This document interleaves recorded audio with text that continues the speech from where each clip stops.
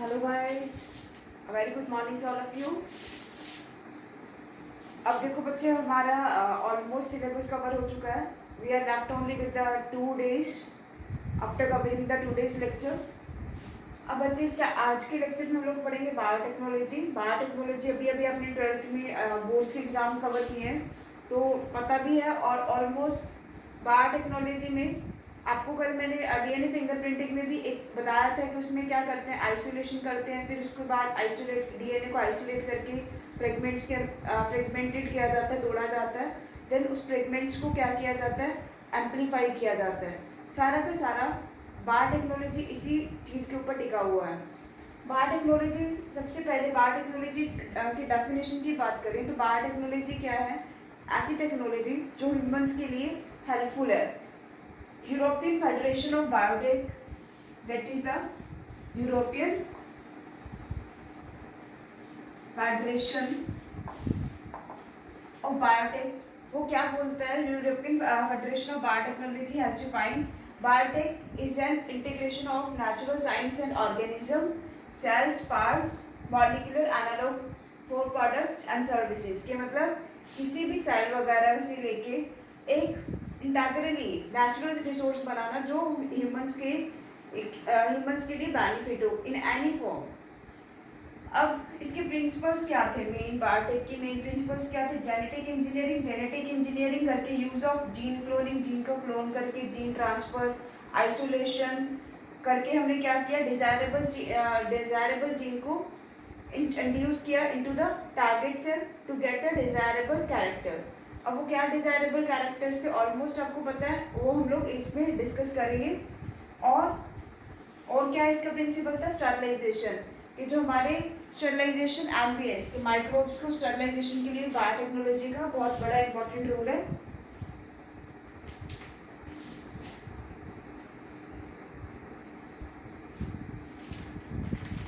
बच्चे, अभी ये टेक्निक परफॉर्म कैसी होती है? सबसे पहले क्या किया जाता है? डीएनए को आइसोलेट, मान लो एक हमारे पास होस्ट है, एक इकोलाई क्या है? एक प्रोकैरियोटिक बैक्टीरिया। मैंने इसको चूज किया एज अ होस्ट ऑर्गेनिज्म। अब मैंने क्या करना है, इसकी बॉडी से मान लो एक डीएनए को आइसोलेट कर लिया, या फिर मैंने एक एंटीबायोटिक बैक्टीरिया या एंटीबायोटिक डीएनए बनाना है, तो मान लो मैंने डीएनए को आइसोलेट कर लिया। तो डीएनए को आइसोलेट करने के बाद सबसे पहले क्या किया जाता है? डीएनए को कट किया जाता है इनटू द फ्रैगमेंट्स। डीएनए पहले एक स्ट्रैंड मैंने डीएनए की ले ली। अब इस डीएनए की स्ट्रैंड को मैं क्या करूंगी? कट करूंगी। कटिंग,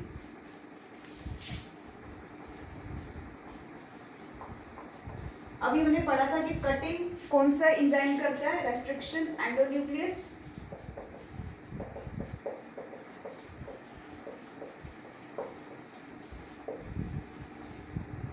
ठीक है बच्चे, अब रेस्ट्रिक्शन एंडोन्यूक्लियस क्या करता है? इसकी कटिंग स्पेसिफिक पॉइंट पे एक पर्टिकुलर सीक्वेंस के ऊपर, एक पर्टिकुलर सीक्वेंस में इसकी कटिंग करेगा। इस पर्टिकुलर सीक्वेंस और पर्टिकुलर जो इसकी लोकेशंस है उसकी कटिंग करेगा। लेकिन इसके जो एंड्स हैं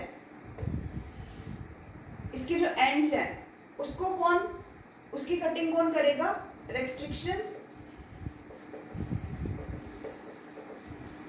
एक्सोन्यूक्लियस। एंड से हमेशा रेस्ट्रिक्शन एक्सोन्यूक्लियस काटता है और बीच में से कौन काटेगा? एंडोन्यूक्लियस। जो रेस्ट्रिक्शन एंजाइम्स है या रेस्ट्रिक्शन एंडोन्यूक्लियस, ये क्या है? एक बहुत सारे न्यूक्लियस एंजाइम्स का ग्रुप है जिसके अंदर क्या आते हैं? दो, एक्सो एंड एंडो। एक्सो क्या करता है? साइड से काटता है, और एंडो क्या करता है? स्ट्रैंड को बीच में से किसी स्पेसिफिक लोकेशन से काटता है। तो रेस्ट्रिक्शन एंडोन्यूक्लियस को और क्या बोलते हैं? Molecular scissors. They are also known as molecular scissors. ठीक है बच्चे, अब कटिंग करने के बाद डीएनए की इसको इंट्रोड्यूस किया जाएगा विद द प्लाज्मिड। प्लाज्मिड यहाँ पे क्या काम करता है? As a vector. अब ये कट डीएनए प्लाज्मिड जो एज अ वेक्टर एक्ट कर रहा है उसके थ्रू कहाँ पे जाएगा, ई कोलाई की बॉडी के अंदर, जो क्या है हमारा होस्ट। अब इसके अंदर जो डीएनए गया, अब प्लाज्मिड का डीएनए इसके डीएनए के साथ जाकर मिल गया, तो जो रिजल्टेंट डीएनए बना that is called recombinant DNA. अब ई कोलाई का भी डीएनए, ये मान लो ये वाला मेरा ई कोलाई का डीएनए था और ये वाला मेरा इधर से आ रहा है प्लाज्मिड का डीएनए। अब जब प्लाज्मिड का डीएनए ई कोलाई की बॉडी के अंदर एक्ट करता है तो वो क्या करेगा, इसके स्ट्रैंड्स इसके साथ में मिल जाएंगे, इसके स्ट्रैंड्स इसके साथ में मिल जाएंगे, तो क्या होगा, डीएनए के जो कटेड सेगमेंट्स है वो ई कोलाई के सेगमेंट्स के साथ जब जुड़ते हैं तो जुड़ने के लिए कौन सा एंजाइम हेल्पफुल है, डीएनए लाइगेज। ये एज अ ग्लू एक्ट करता है, डीएनए की ज्वाइनिंग करता है स्ट्रैंड्स की, और जो रिजल्टेंट डीएनए बनेगा उसको क्या बोलते हैं, रिकॉम्बिनेंट डीएनए। अब रिकॉम्बिनेंट डीएनए के पास में क्या है हमारा डिजायर्ड कैरेक्टर, कि जिसके लिए हमने उसकी क्या किया, क्लोनिंग, और इसको हम क्या बोल देंगे, इसकी क्या हो गई, क्लोनिंग।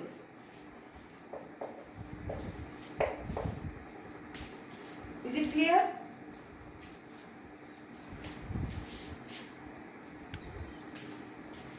सी बच्चे, अभी हमने जो डीएनए का फ्रेगमेंटेशन किया था, the fragments of DNA,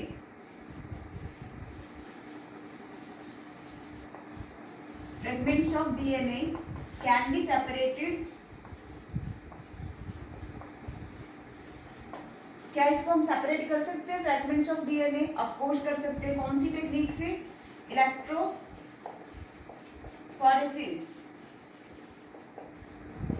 Electrophoresis is the technique through which the fragments of DNA can be separated. But nowadays, a medium of agarose is used to separate the fragments of DNA. DNA के fragments को आजकल separate करने के लिए क्या use किया जाता है? अगारोस। ठीक है बच्चे, अब अगारोस मीडियम के अंदर डीएनए के फ्रेगमेंट्स कैसे सेपरेट होते हैं? दे विल सेपरेटेड एज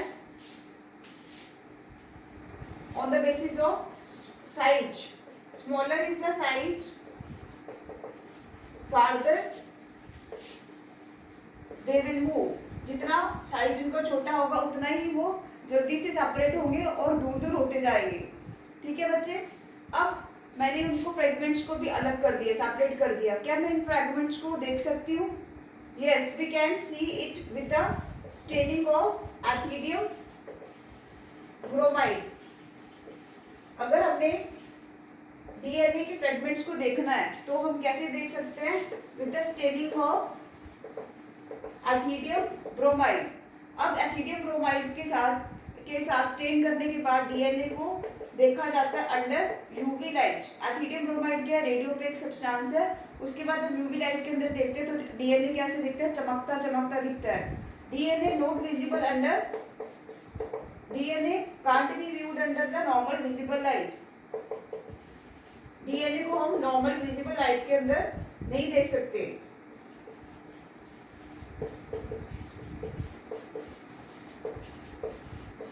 ठीक है बच्चे, ये इंपॉर्टेंट एमसीक्यू हो सकता है कि कौन सा मटेरियल है और कौन सी मीडियम के अंदर सेपरेट किया जाता है और कौन से स्टेन के साथ उसको स्टेनिंग की जाती है। एथिडियम ब्रोमाइड आपकी आई थिंक आपके बोर्ड्स के अंदर भी ये क्वेश्चन एक बार पूछा जा चुका है, तो this is the important question, ethidium bromide.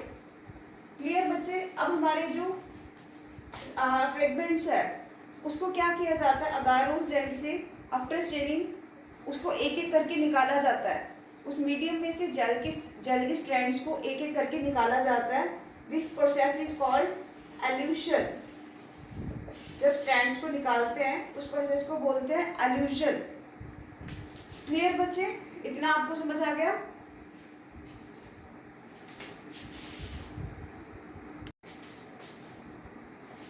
Yes guys, अभी हमें देखना है कि what are the features that are required to facilitate cloning into the vectors. हमें पता है कि जनरली एज अ वेक्टर्स कौन एक्ट करता है? Bacteriophage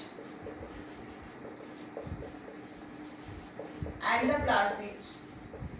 They are the generally most commonly used as the vector. अब इनको बैक्टीरियल सेल के अंदर इंड्यूस किया जाता है to get the desirable gene. अब सबसे पहले बच्चे कौन सी फैसिलिटीज है? ओराई हमने पढ़ा था, ऑरिजिन ऑफ रेप्लिकेशन. अब देखो बच्चे, अब कुछ प्लाज्मिड्स ऐसे होते हैं जिसके पास क्या होती है, बहुत सारी कैपेसिटी होती है टू क्लोन करने की, बहुत सारी कॉपीज बन जाती हैं इनसाइड द बैक्टीरियल सेल, और कईयों की कॉपीज कम बनती है, लेकिन हम क्लोनिंग करके उसकी बहुत सारी कॉपीज को इंड्यूस कर सकते हैं with the help of these features. Ori क्या है? Origin of replication. सबसे पहले एक वेक्टर प्लाज्मिड का हमें पता होना चाहिए कि ऑरिजिन कहाँ पे है उसका, ऑराई कहाँ पे, रेप्लिकेशन कहाँ से शुरू होगी. ऑराई को हम लोग ऐसे भी इन डिटेल हमने रेप्लिकेशन में पढ़ लिया था. अब बच्चे देखो सिलेक्टेबल मार्कर. सिलेक्टेबल मार्कर्स कौन से? हमारे एम्फिसिल, क्लोराम्बेनिकल, क्लोराम्बेनिकोल एंड द टेट्रासाइक्लिन. जैसे ये हमारे क्या है? सिलेक्टेबल मार्कर्स हैं. और सिलेक्टेबल मार्कर्स क्या करते हैं? उसको पर्टिकुलरली देखो, हमने अगर फॉरेन डीएनए को इंड्यूस किया, फॉरेन डीएनए और the alien DNA is the same thing, उसको इंड्यूस किया तो हमारा रिकॉम्बिनेंट डीएनए बना था.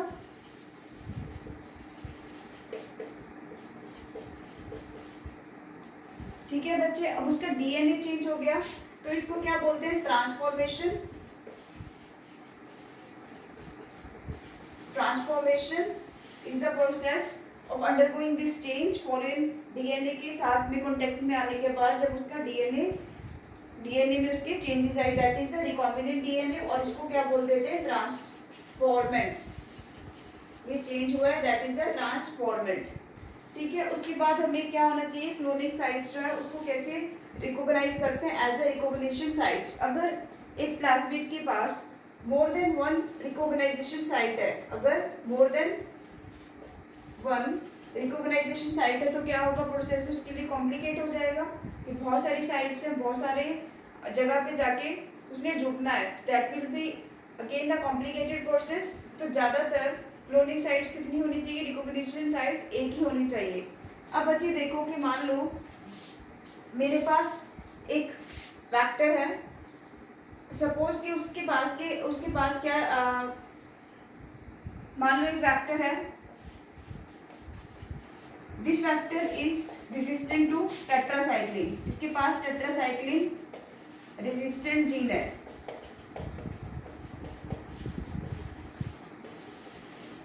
ठीक है बच्चे, अब मैंने इसका क्या किया? इसको रिकॉम्बिनेंट, इसके अंदर एक फॉरेन डीएनए इंड्यूस किया और इसको क्या बना दिया? Recombinant DNA. अब मैंने इसको रिकॉम्बिनेंट डीएनए बना दिया, तब मुझे क्या पता चलेगा कि हाँ इसका डीएनए क्या है? रिकॉम्बिनेंट बन चुका है. तो दिस रिकॉम्बिनेंट डीएनए को हम लोग क्या करेंगे? सेपरेट करेंगे फ्रॉम द नॉन रिकॉम्बिनेंट. कैसे करेंगे? मान लो इस टेट्रासाइक्लिन रेजिस्टेंट जीन को मैंने ग्रो करवाया on the ampicillin carrying medium.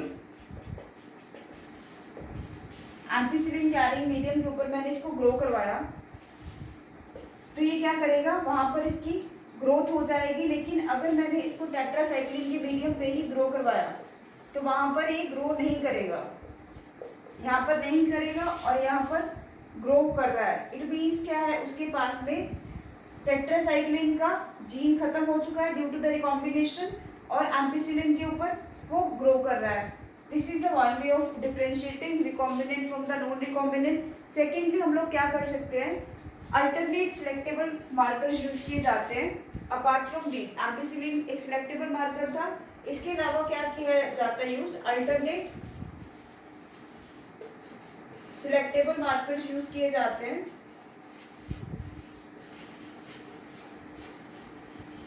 अब ये अल्टरनेट सिलेक्टेबल मार्कर्स कैसे वर्क करते हैं उसको समझो.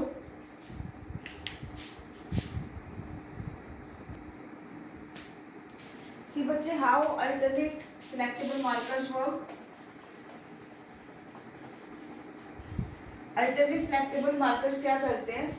अब मान लो टेट्रासाइक्लिन रेजिस्टेंट जीन थी, उसको हमने एज ए रिकॉम्बिनेंट जीन बोला मैंने कि वो रिकॉम्बिनेंट डीएनए है, उसको मैंने डिफरेंशिएट करना है फ्रॉम द नॉन रिकॉम्बिनेंट। अब अल्टरनेट इसमें सिलेक्टेबल मार्कर में मेनली यूज होता है क्रोमैटोग्राफी का। क्रोमैटोग्राफी इज कलर की प्रेजेंस के ऊपर उनको डिफरेंशिएट किया जाता है, on the basis of colour उनको डिफरेंशिएट किया जाता है। कैसे किया जाता है? अब मान लो मेरा जो टेट्रासाइक्लिन वाला जीन था, टेट्रासाइक्लिन वाला, उसको क्या बोला था? रिकॉम्बिनेंट।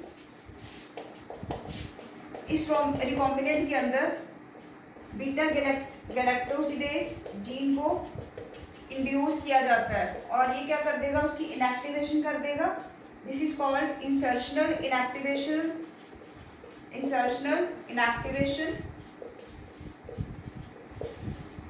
ठीक है बच्चे, इस इंसर्शनल इनएक्टिवेशन के बाद अगर हम लोग क्रोमोजेनिक सब्सटेंस क्या करेगा? कलर इम्पार्ट करेगा। अगर क्रोमोजेनिक सब्सटेंस के अंदर मैं इस मटेरियल को, प्लाज्मिड को इंड्यूस करती हूँ, प्लाज्मिड जो मेरा रिकॉम्बिनेंट है उसको इंड्यूस करती हूँ, अगर तो उसमें कोई भी कलर नहीं आता, इट मीन्स वो क्या है? रिकॉम्बिनेंट।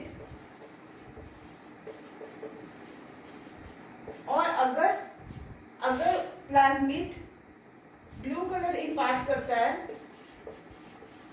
तो that means it is the non recombinant, उसके पास इंसर्ट एब्सेंट है, डीएनए, फॉरेन डीएनए का इंसर्ट।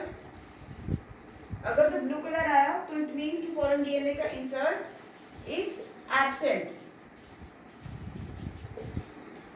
क्लियर बच्चे? हमारे पास सिलेक्टेबल मार्कर्स है एम्पिसिलिन के अगर ऊपर हमने उसको ग्रो करवाया आफ्टर इंड्यूसिंग द डीएनए तो वो क्या करेगा? ग्रो एम्पिसिलिन के ऊपर कर रहा है। टेट्रासाइक्लिन को मैंने लिया सबसे पहले, उसके अंदर मैंने फॉरेन डीएनए डाल दिया। फॉरेन डीएनए डालने के बाद वो क्या हो गया? रिकॉम्बिनेंट बन गया। अब उसको मैंने एम्पिसिलिन के मीडियम पे ग्रो करवाया, तब वो ग्रो करता है। लेकिन उसको अगर मैंने टेट्रासाइक्लिन के ऊपर ही ग्रो करवा दिया, वहाँ पे ग्रो नहीं करेगा क्योंकि उसके लिए उसके पास रेजिस्टिविटी आ चुकी है। अब उसको मैंने टेस्ट करना है कि क्या वो रिकॉम्बिनेंट बन चुका है।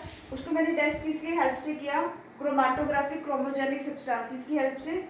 बीटा गैलेक्टोसिडेज एंजाइम को मैंने इंड्यूस किया। This is called the insertional inactivation. अगर तो कॉलोनीज के ऊपर कोई कलर नहीं आता तो वो क्या है? रिकॉम्बिनेंट। अगर उसमें ब्लू कलर आ रहा है तो इट मीन्स क्या है? उसके पास डीएनए का इंसर्ट एब्सेंट है।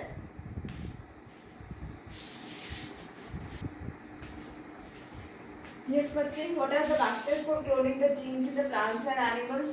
फैक्टर्स को यूज किया गया, like example is the Ti plasmid of the Agrobacterium tumefaciens. ये क्या करता था पहले? अगर इसको डायरेक्टली इंड्यूस करते थे तो ये क्या करता था? ट्यूमर या फिर हमारा रेबिस वायरस को क्या करता था? कैंसरस सेल्स था। लेकिन इसका टीआई प्लाज्मिड बना दिया गया जो क्या है? प्लांट्स के लिए बहुत ही ज़्यादा बेनिफिशियल है। ठीक है बच्चे, अब हमारा नेक्स्ट पॉइंट आता है कि अगर किसी को डीएनए को बैक्टीरियल सेल के अंदर या फिर बैक्टीरियोफेज या प्लाज्मिड के अंदर, जो होस्ट के अंदर जब भी इंट्रोड्यूस करना है तो डीएनए तो हमारा हाइड्रोफिलिक होता है, तो वो तो सेल मेम्ब्रेन से इजीली क्रॉस करता नहीं है। तो उसको डीएनए की क्या ट्रीटमेंट किया जाता है so that it can be compatible to the host for the entry. DNA को competency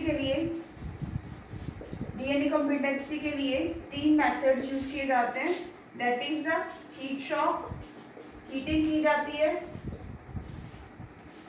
at 42 degree Celsius and then followed by the rapid cooling, putting them on ice। Heat किया, फिर उसके बाद इसकी आइसिंग की, उसको आइस पे रखा जाता है और इसको कैल्शियम आयंस के साथ, कैल्शियम के कैटायंस के साथ में एक स्पेसिफिक रेशियो में ट्रीट किया जाता है so that it can be easily possible from the bacterial cell wall by making the cell wall pores. उसके सेल वॉल के पोर्स के थ्रू वो इजीली पास हो जाए। नेक्स्ट इज माइक्रो इंजेक्शंस की डायरेक्टली इंजेक्ट किया जाता है to the nucleus of the cell. Micro injection या फिर gene gun, it is also directly injected, and another is the बायोलिस्टिक्स।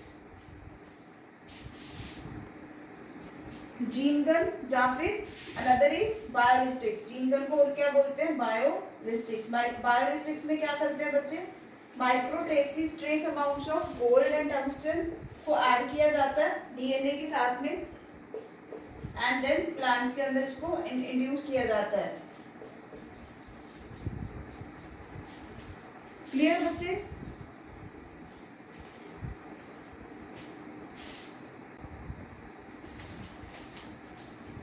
सी बच्चे, अब सारा का सारा प्रोसेस हम लोग बहुत बार डिस्कस कर चुके हैं। सबसे पहले हमने क्या करना है? आइसोलेशन। अगर मान लो मैंने बैक्टीरियल सेल से आइसोलेट करना है, तो बैक्टीरियल सेल को हम लोग किससे ट्रीट करेंगे? लाइगेज एंजाइम्स के साथ ट्रीट करना पड़ेगा, क्योंकि डीएनए तो हमें पता है कि सेल के बिल्कुल अंदर मेम्ब्रेन्स के अंदर पड़ा हुआ है, न्यूक्लियस के अंदर पड़ा हुआ है, और उसमें से भी फिर न्यूक्लिक एसिड्स हैं जो as a genetic material act करते हैं। डीएनए के ऊपर जीन्स पड़े हुए हैं जिसको हिस्टोन प्रोटीन्स ने होल्ड किया हुआ है। तो सबसे पहले आइसोलेशन करनी है डीएनए की। अगर हम लोग बैक्टीरियल सेल के थ्रू आइसोलेट कर रहे हैं तो उसको ट्रीट करेंगे विद द लाइगेज एंजाइम। अगर मैंने प्लांट सेल में से उसको आइसोलेट करना है तो सेलुलेज एंजाइम, ताकि उसकी जो सेल वॉल है उसकी सबसे पहले कवरिंग को तोड़ना पड़ेगा उसके घर में घुसने के लिए। उसके घर से मतलब डीएनए क्या है उसका, मान सकते हो उसके गोल्ड है, जो उसके घर का सबसे ज़्यादा पैसा है, उसके उस पैसे को लेने के लिए हमें उसके घर को, दरवाजे को तोड़ के जाना पड़ेगा। दरवाजा क्या है? Cell wall. उसको खत्म करने के लिए लाइगेज एंजाइम यूज किया जाता है बैक्टीरिया के अंदर, प्लांट्स के अंदर सेलुलेज, और फंगस के अंदर काइटिनेज। फंगस की फंगाई की फंगी की हमारी सेल वॉल किसकी होती है? काइटिन की। तो काइटिनेज एंजाइम को यूज किया जाता है, and so on, depending on the material use, कि हम किसके डीएनए को एक्सट्रैक्ट कर रहे हैं। उसके बाद एक्सट्रैक्ट करने के बाद डीएनए की हम लोग क्या करेंगे? कटिंग। कटिंग के लिए हमने बोला था कि कौन सा एंजाइम यूज करेंगे? Restriction endonuclease. एंडोन्यूक्लियस में भी हमने दो पढ़े थे कि हमारा एक्सो क्या करता है? उसको एंड से कट करता है, और एंडो क्या करता है? उसको स्पेसिफिक लोकेशन से कट करता है। ठीक है? रेस्ट्रिक्शन एंडोन्यूक्लियस क्या है? हमारे मॉलिक्यूलर सीजर्स। अब जो मेरे फ्रेगमेंटेड पार्ट्स हैं, ये फ्रेगमेंटेड पार्ट्स हैं, इसको मैं क्या करूंगी? सेपरेट करूंगी अगारोस मीडियम में, एल्यूशन। ठीक है? उसके बाद हम क्या करेंगे? इन सेगमेंट्स पार्ट्स का क्या करेंगे? एम्प्लीफिकेशन। एक सेगमेंट से मैंने उसको इंड्यूस करके क्या कर दिया? एक सेगमेंट को, सॉरी, इसको सेपरेट करने के बाद इसको हम लोग क्या करेंगे? होस्ट के अंदर डालेंगे यूजिंग वेक्टर। होस्ट के अंदर डालने के बाद मान लो एक सेगमेंट मैंने उसके अंदर डाल दिया, अब मैं क्या करूंगी? एम्प्लीफिकेशन।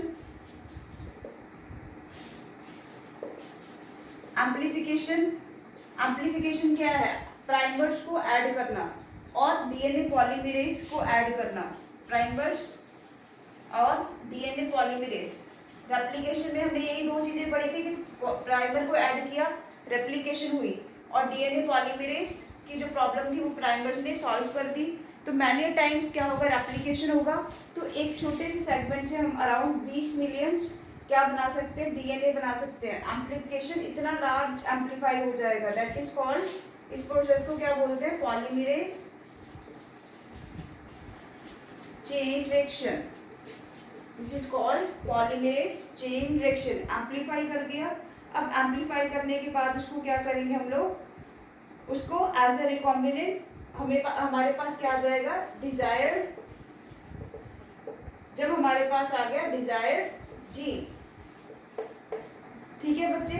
अब इस डिजायर्ड जीन को अगर तो हमने एक इंडिविजुअल लेवल पे यूज करना है तो अभी यूज कर सकते हैं, लेकिन अगर हमने इसको कमर्शियल लेवल पे यूज करना है तो कमर्शियल लेवल पे इसको बहुत सारा, इसका डिजायर्ड प्रोडक्ट का एम्प्लीफिकेशन करने के लिए क्या यूज किए जाते हैं? बायोरिएक्टर्स। बायोरिएक्टर्स क्या है? हमारे बड़े बड़े वेसल्स, बड़े बड़े कंटेनर्स, जिसके अंदर क्या किया जाता है? एक आर्टिफिशियली एटमॉस्फेयर प्रोवाइड करके ऑक्सीजन अवेलेबिलिटी, जो चीज़ें उसको चाहिए वो प्रोवाइड करके उससे काम करवाया जाता है। These are the large vessels जब इसकी प्रोडक्शन हो गई, लार्ज प्रोडक्शन की जाती है इनसाइड द बायोरिएक्टर्स, जब इसकी लार्ज प्रोडक्शन हो गई तब हमने मार्केट में भेजना है, उस प्रोसेस को क्या बोलेंगे हम लोग, downstreaming, downstreaming process.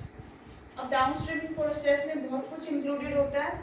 Downstreaming process में मेनली हम लोग क्या करते हैं, उसकी सेपरेशन करेंगे पहले प्रोडक्ट की, फिर प्योरिफिकेशन करेंगे, एंड उसके बाद हम लोग क्या करते हैं बच्चे की उसको टेस्टिंग की जाती है, क्लिनिकल ट्रायल्स किए जाते हैं।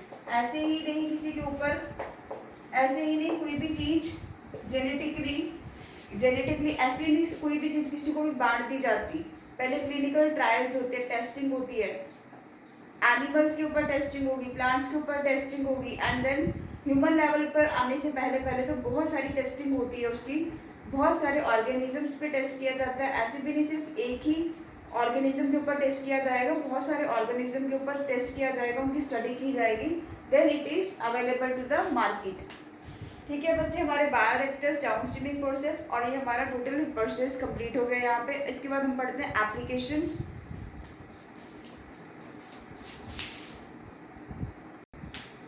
यस गाइस, अब बच्चे देखो बायोटेक्नोलॉजी के बहुत सारे एप्लीकेशंस हैं, not only and only in humans, even in the plants, bacteria, सबके लिए बहुत सारे इसकी मॉडिफिकेशंस हैं। अब सबसे पहले क्या हुआ, ग्रीन रिवॉल्यूशन हुआ, जब जेनेटिकली इंजीनियर्ड एग्रोकेमिकल्स है, ऑर्गेनिक फार्मिंग करके और जेनेटिक इंजीनियरिंग प्लांट्स के अंदर इंट्रोड्यूस करके क्या हुआ, ग्रीन रिवॉल्यूशन, कि हमारा फूड का प्रोडक्शन क्या हो गया, अराउंड 3 टाइम्स बढ़ गया। तो लेकिन फार्मर्स के लिए जेनेटिक इंजीनियरिंग, इसकी स्टडी करना जाए, इसको यूज़ करना जाए, इसकी अवेलेबिलिटी क्या था, these genetically these were the cost productive, क्योंकि कोस्ट भी ज़्यादा होती थी, तो ये चीज़ें बहुत ज़्यादा टफ थी। फिर क्या हुआ, जेनेटिकली इस प्रॉब्लम को ओवरकम करने के लिए जेनेटिकली मॉडिफाइड ऑर्गेनिजम्स आए, और genetically modified organisms in case of plants हम उसको बोल सकते हैं जीएम क्रॉप्स बोल सकते हैं, genetically modified crops. Genetically modified crops के क्या बेनिफिट्स हैं, वो क्या होती हैं, more tolerant to abiotic stresses, drought, floods, rain, मतलब abiotic stresses, air, water, soil, इन सब के लिए ज़्यादा टॉलरेबल थी। पेस्ट रेजिस्टेंस, अब सबसे ज़्यादा फार्मर्स के लिए प्रॉब्लम ही क्या आती है कि पेस्टिसाइड्स को यूज़ करते हैं, तो पेस्टिसाइड्स और इंसेक्टिसाइड्स क्या होते हैं, एक्सपेंसिव भी होते हैं और प्लस हेल्थ के लिए भी हैजर्ड्स है। तो क्या किया उन्होंने, एक ऐसी क्रॉप्स को बनाया जो क्या है पेस्ट के लिए रेजिस्टेंट। इसको हम लोग डिस्कस करेंगे इस पॉइंट को डिटेल में। उसके बाद आता है हमारा, अब नेक्स्ट किसानों के लिए क्या मुश्किल होती है कि उनकी हार्वेस्टिंग के बाद एटलीस्ट उनका कम से कम लॉस हो, दैट इज जीएम क्रॉप्स ने क्या किया, रिड्यूस पोस्ट हार्वेस्ट लॉस। और क्या था कि increase efficiency of minerals, soil के अंदर जितने मिनरल्स प्रेजेंट है एटलीस्ट उसकी एफिशिएंसी इंक्रीज हो जाए। देन एनहांस न्यूट्रिशनल वैल्यू को इंक्रीज किया, जैसे कि vitamin A in case of rice. ठीक है बच्चे, टोटली एनसीईआरटी बेस्ड चल रहे हैं हम लोग। उसके बाद हम पेस्ट रेजिस्टेंट क्रॉप्स को डिस्कस करते हैं। पेस्ट रेजिस्टेंट क्रॉप जैसे बीटी क्रॉप्स बनाई, BT tomato, BT potato and so on. BT crops क्या है, एक बीटी टॉक्सिन था जो प्रोड्यूस किया गया from a bacterium bacillus thuringiensis, एक बैक्टीरिया था बैसिलस thuringiensis, इसके थ्रू क्या किया गया, बीटी नाम का टॉक्सिन रिलीज किया गया। BT is the short form of the bacillus thuringiensis। अब ये ये टॉक्सिन क्या करता है, ये इंसेक्ट्स को किल कर देता है, it acts as an insecticide. इसको हम क्या कह सकते हैं, बायो इंसेक्टिसाइड भी बोल सकते हैं। ये क्या करता है, अगर एक खुद टॉक्सिन है तो ये इंसेक्ट को कैसे किल करता है, क्योंकि ये क्या करता है, एक प्रोटीन बनाता है, इंसेक्टिसाइडल प्रोटीन्स, इंसेक्टिसाइडल प्रोटीन्स। और ये प्रोटीन्स क्या होते हैं, ये प्रोटीन्स बनाते हैं प्रोटॉक्सिन्स। ये प्रोटीन्स क्या होते हैं, इनएक्टिव फॉर्म के अंदर होते हैं। जैसे ही इसको कोई पैथोजन मिला, दैट इज लाइक कोई बीटल्स, कोई भी इंसेक्ट मिला, कोई भी बीटल, फ्लाइज, कुछ भी मिला, तो ये प्रोटॉक्सिन्स क्या हो जाएंगे, इन एक्टिव से एक्टिव फॉर्म में आ जाएंगे। क्योंकि ये उसके गट के अंदर होता है, ये टॉक्सिन उसके गट के अंदर रिलीज होता है। तो जैसे उसने स्वैलो किया तो क्या हो जाएगा, there will be the bursting, तो इंसेक्ट्स की क्या हो जाएगी, डेथ। ठीक है बच्चे। अब बीटी टॉक्सिन्स है, इसको कोडिंग कौन करता है, इसकी क्रायोजीन, इसकी कोडिंग की जाती है विद द हेल्प ऑफ क्रायोजीन। अभी क्रायोजीन बहुत इंपॉर्टेंट है, एग्जाम में आया हुआ है बहुत बार। क्रायोजीन को क्रायोजीन को क्या बोला जाता है, they are the insect specific. Cry gene कैसा होता है, इंसेक्ट स्पेसिफिक। लाइक एग्जाम्पल जो आपकी एनसीईआरटी में दी हुई है कि क्रायो टू एबी क्या करता है, पोटन बॉलवॉर्म्स को कंट्रोल करता है। और क्राई 1AB ये क्या करता है, कंट्रोल कॉर्न बॉर्बर्स। ठीक है बच्चे।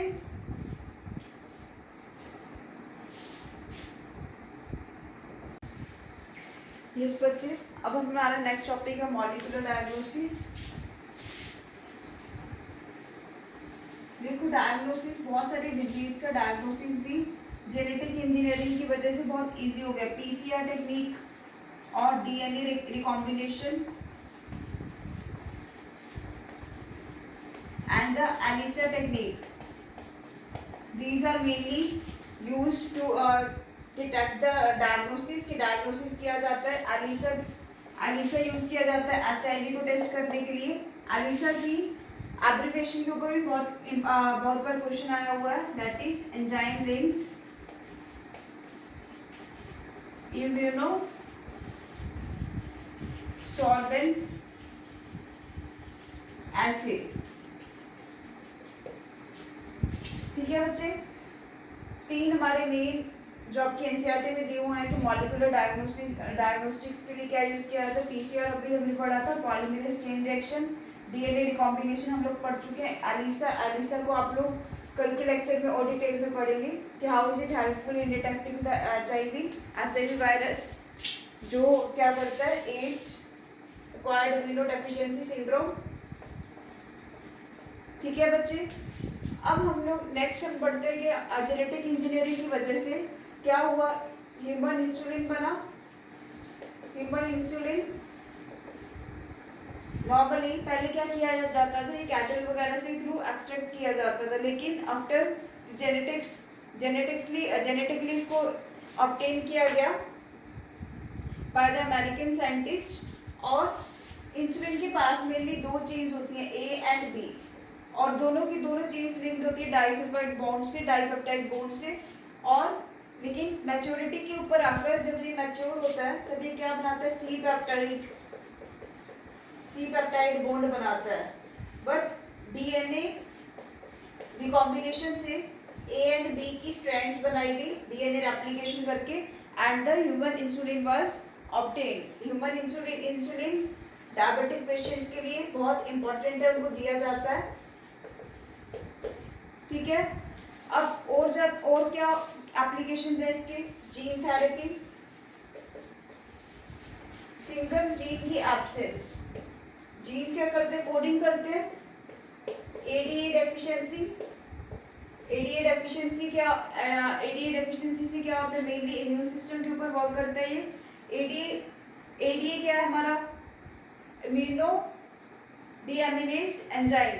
इम्यूनो डीएमिनेज एंजाइम क्या करता है, इसका साइंटिफिकली टेस्ट किया गया एक 4 ईयर की बेबी के अंदर, इस जीन को इंट्रोड्यूस किया गया। इसमें अगर हम क्या कर सकते थे, उसके अंदर हम मदर या फादर का क्या डाल सकते थे, बोन मैरो एक्सट्रैक्ट करके डाल सकते थे, बोन मैरो डाल देते, जहाँ फिर जीन को इंट्रोड्यूस करते थे। That is the gene therapy. ADA deficiency that was firstly developed to treat the ADA deficiency, लेकिन आज के टाइम पे तो बहुत सारी जीन थेरेपीज हमारे पास प्रेजेंट है। And next transgenic animals. Transgenic animals क्या होते हैं, जिनके अंदर क्या है, फॉरेन डीएनए इंट्रोड्यूस किया गया, that are called the transgenic. जो हमने पढ़ा था कि transformants that are the transgenics. Animal के केस में इनको क्या बोलते हैं, ट्रांसजेनिक एनिमल्स। ट्रांसजेनिक एनिमल्स बहुत इंपॉर्टेंट है, क्यों, सम डिसीजेस के आज हमारे पास मॉडल्स पड़े हुए हैं, जैसे कि अल्जाइमर्स डिसीज, रूमेटॉइड आर्थराइटिस,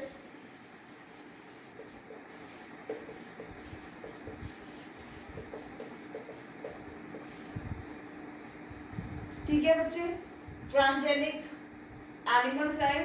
फिर हमारा जो सबसे ज़्यादा इम्पोर्टेंट, इतने सारे अब इसके इतने सारे यूजेस हैं जेनेटिक इंजीनियरिंग के, लेकिन इसका किसी को भी नुकसान ना हो, there were the some ethical issues.